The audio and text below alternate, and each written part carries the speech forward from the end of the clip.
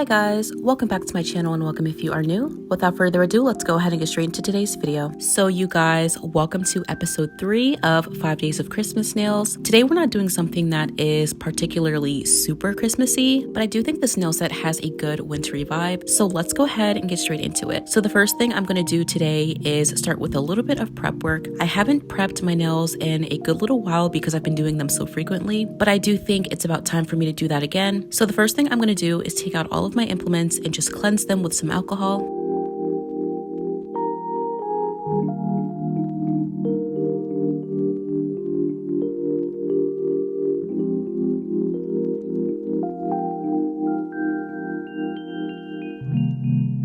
And I'm going to do the same thing to my nails as well.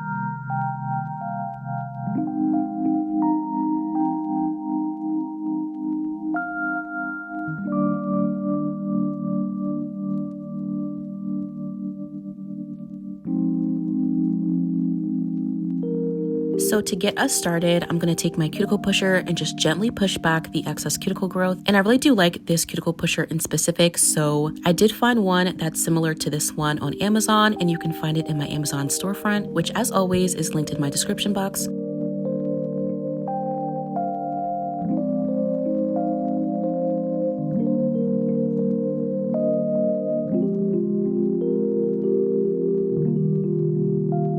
After I've pushed back the cuticles, I'm going to use this bit to help further lift up the, excess cuticle growth that's like stuck to the nail. And I do believe that this is considered protein growth, but if you are a professional nail tech, let me know if I'm right or wrong. But I'm just taking this bit and I'm holding it nice and parallel to my nail plate, and I'm making sure to use this on the lowest speed to prevent damage.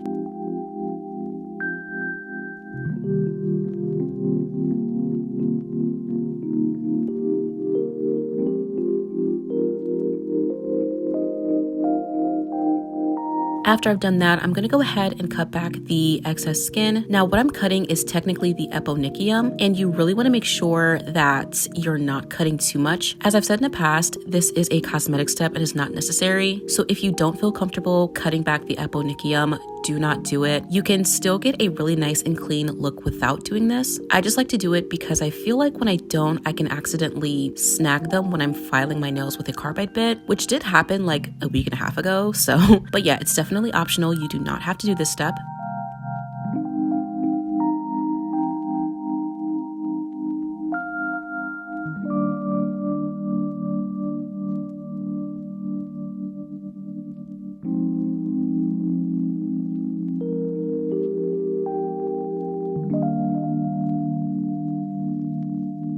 And afterwards, I'm just going to slightly trim down my nails.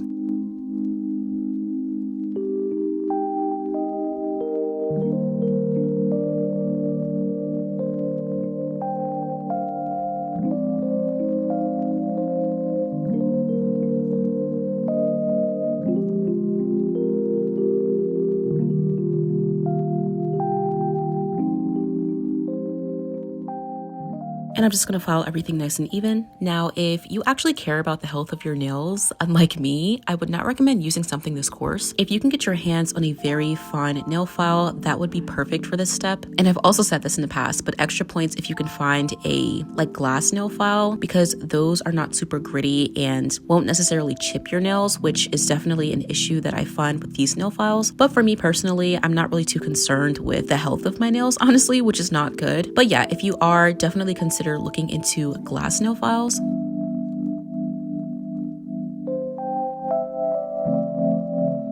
So my nails are prepped at this point, and now I'm going to go in with my peel off base coat. And as always, I like to use my Macart peel it off base coat with a little bit of cuticle oil.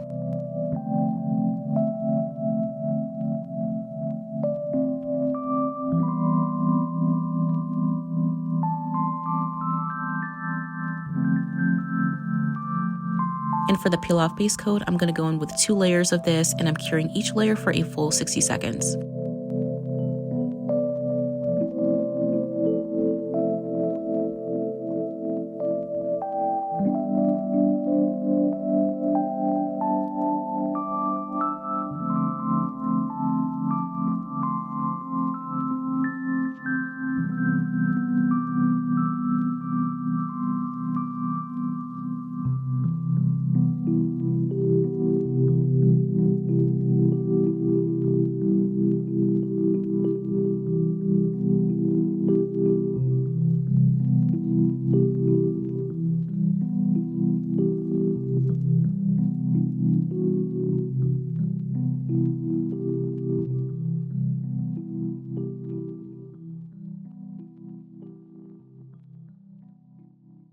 So now that the nails are fully prepped, I'm gonna go ahead and size out my nail tips. And for today, I did end up using really long nail tips. I did end up cutting them down anyways, so the length didn't really matter too much. So yeah, I'm just gonna size them out and make sure that they fit sidewall to sidewall.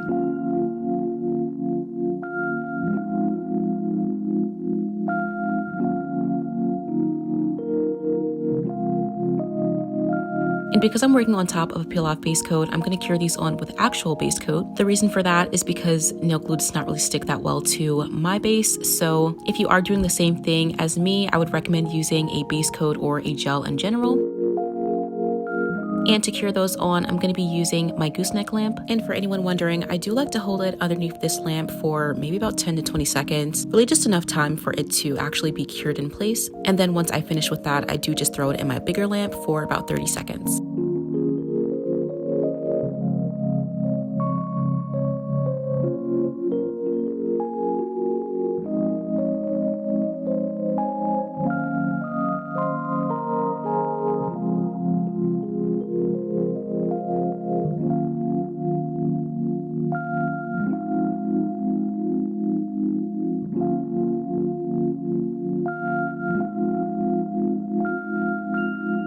So here is where I go ahead and cut these down using my tip cutters. And I didn't cut off too much because I did want these nails to be kind of long. And after I cut them down using my tip cutters, I'm going to take some nail clippers and just cut them into an almond shape. And for now, I'm not focusing on getting it too perfect. I just want to get the rough shape down.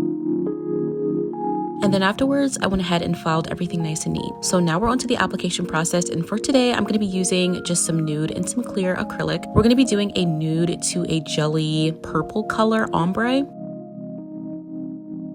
So the first thing I'm going to do is create a nice bluish purple jelly gel polish, if that makes any sense. And I'm doing that by mixing a little bit of purple with some top coat.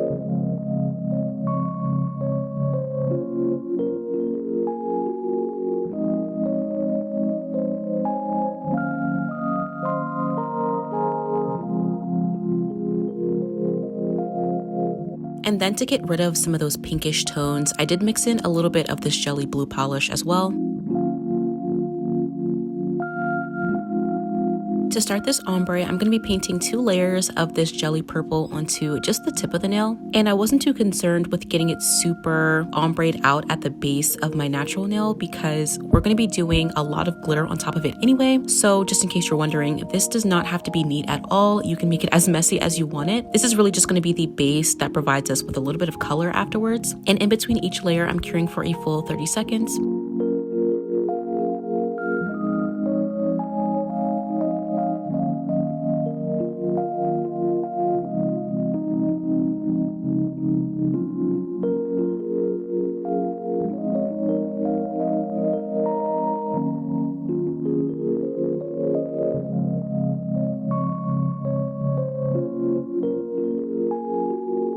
And before we start with the acrylic application, I'm going to go over that gel polish with a very thin layer of matte top coat. Now, this isn't necessary, at least not in my opinion, which don't take my opinion for anything more than that. It's not necessary, but I do feel like it helps to create a smoother ombre between the acrylic and the gel polish. And also, I do believe that it kind of helps to protect the color in case you have maybe some nail art on the actual nail tip and you want to make sure that the monomer doesn't eat away at it. But for today, I'm really just doing it for a smoother ombre. So I'm going to start with the ombre about halfway up the nail. And normally when I do ombres, I like to make sure that I'm also building my apex with a nude color. And the reason I do that is because I really just want to make sure that I'm only encapsulating what I need to. So if I can build up that thickness with the nude, I'll do it here. And then for the tip of the nail, I will encapsulate with clear. For today, I did encapsulate a little bit of this nude because I did have some glitters kind of closer to the cuticle than I would have liked it to be. But if you really just have it towards the tip of the nail, you won't have to encapsulate the cuticle area, if that makes any sense.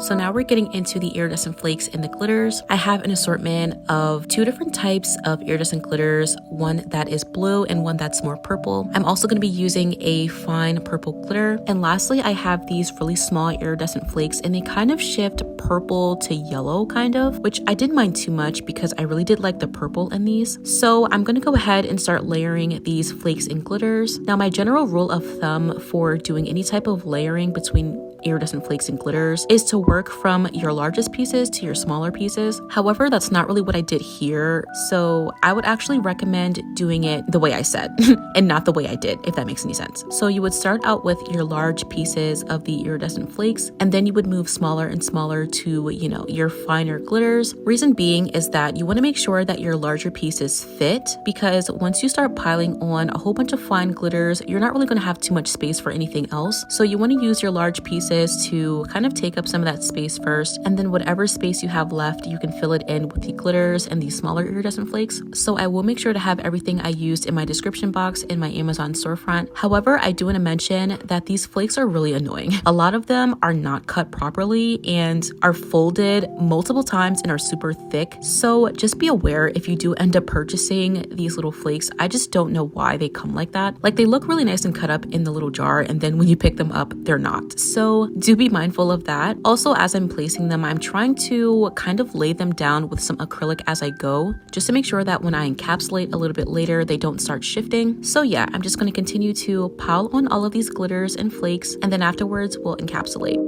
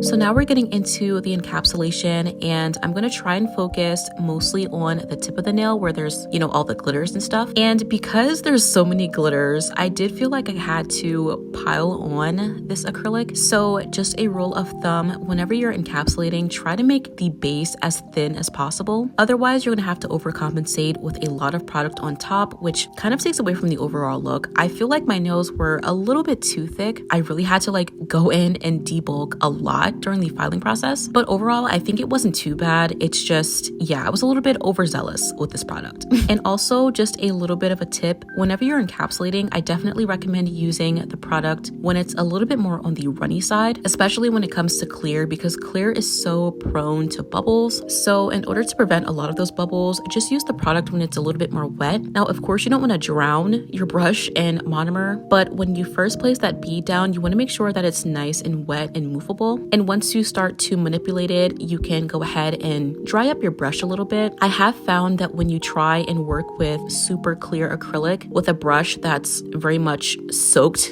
in monomer, it can create a cloudier effect. So once you place that bead down, you can dry up the brush, but not so dry to the point where it's sticking. You want just enough monomer in the brush for you to be able to move it around and to keep that brush nice and moist.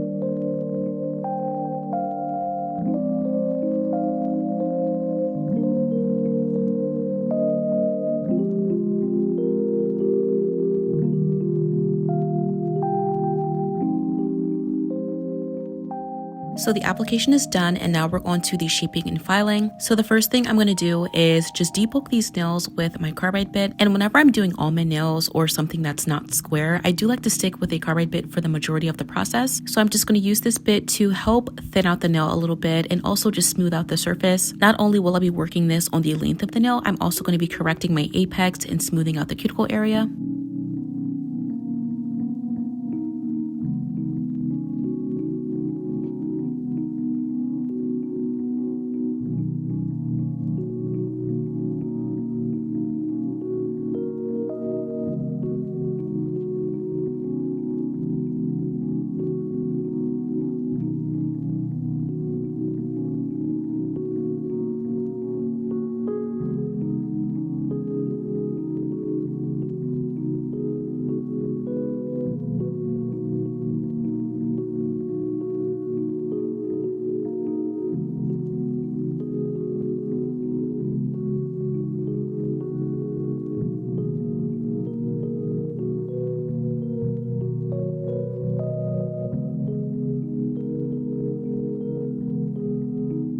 Next, I'm going to be taking my 8080 grit nail file to help correct the shape. I'm just going to take this nail file on the sidewalls and undersides of my nails and just try and make sure that the almond shape is nice and perfected.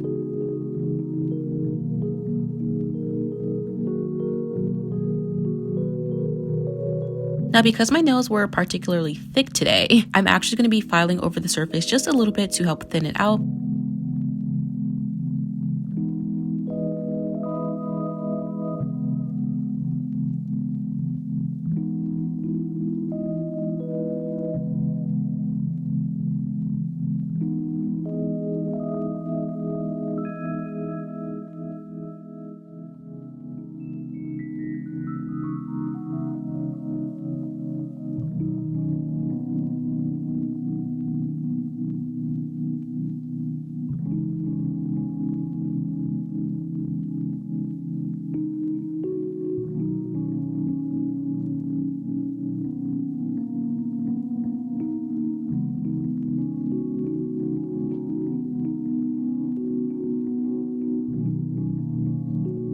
And lastly, I'm going back in with my carbide bit just to get rid of the scratches.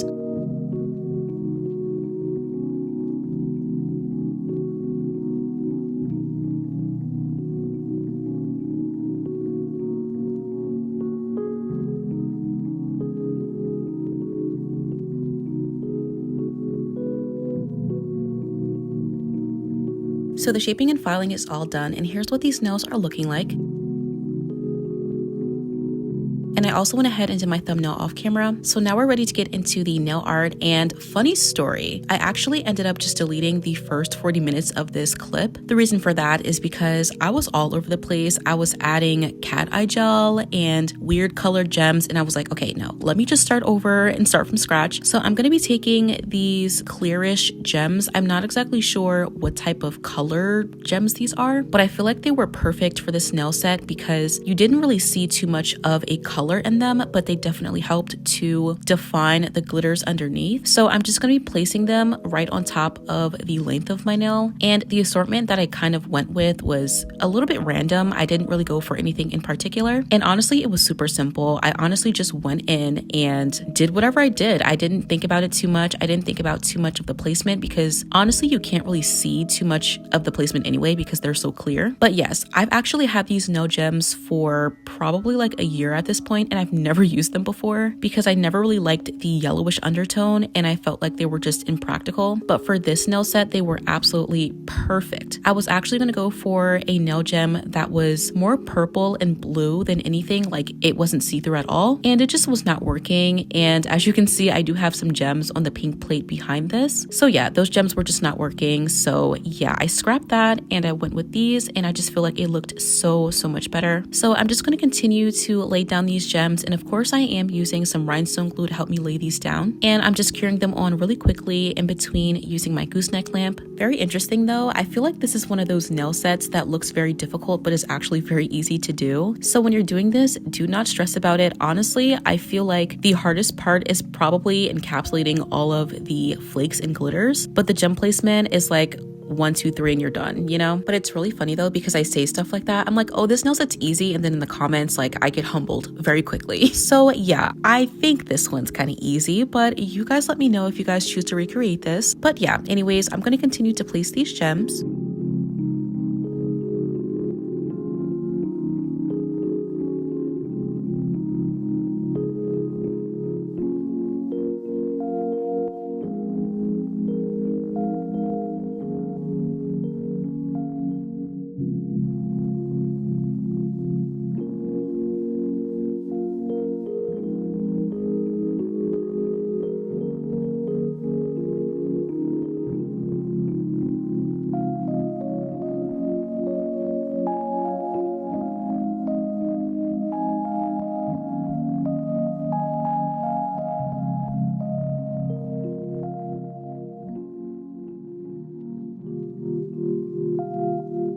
So this was kind of last minute, but I did decide to add some white stars and snowflakes on these nails because I just felt like they weren't giving winter, if that makes any sense. Like I feel like they give winter, but not winter, if that makes any sense, you know? And based on my own personal logic, if there's snowflakes on the nails, then it's obviously wintry and Christmassy, right? So yeah, I decided to add a couple of snowflakes to these nails. I did one in the top corner of my pointer finger, and then I did one on my ring finger.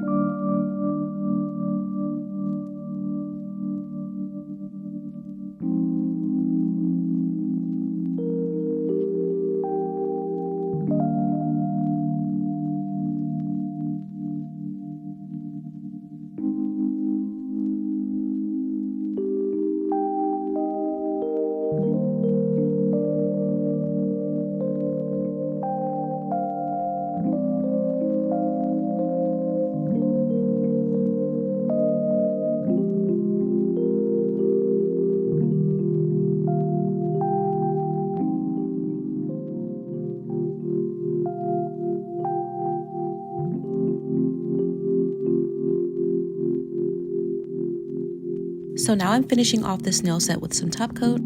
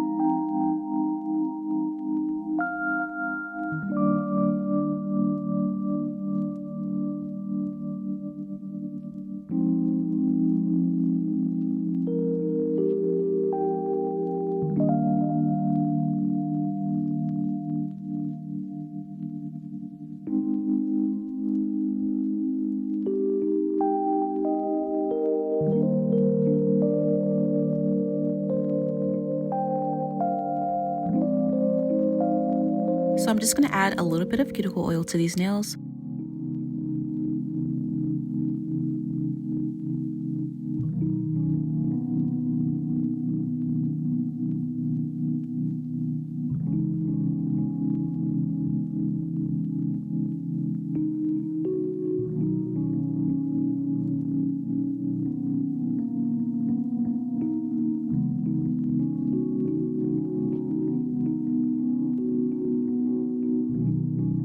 And And that completes today's set. I really do hope you guys enjoyed this one. This nail set is so magical and just so beautiful. And I'm so happy that I ended up changing directions with this nail set, because otherwise I don't think I would have liked it this much. So of course, let me know what you guys think of this one down below. As always, if I were to put this nail set on a scale of 1 to 10, this one definitely deserves a 10 out of 10, like maybe even an 11 out of 10. Like, I love this nail set. I love anything that's like glittery and sparkly, and this one just really does it for me. It just feels so magical, and then you have the white stars and the snowflakes to help to contrast that. And I just really love this one, especially with all the shifting colors, and it's just so beautiful. So beautiful. So yeah, let me know what you guys think of this one down in the comments. I think this was a good third episode, and I'm thinking for tomorrow's upload, we're probably going to do something that's maybe a little bit simple, but also not as simple as my last 3 nail sets, because I want my finale to be something definitely special. So stay tuned for that one. And I just really hope that you guys are enjoying this series, and it's been stressful, but I'm having some fun. Like, it's definitely a good time. But as always, I want to say thank you guys so much for tuning in today, and I will see you guys in the next one.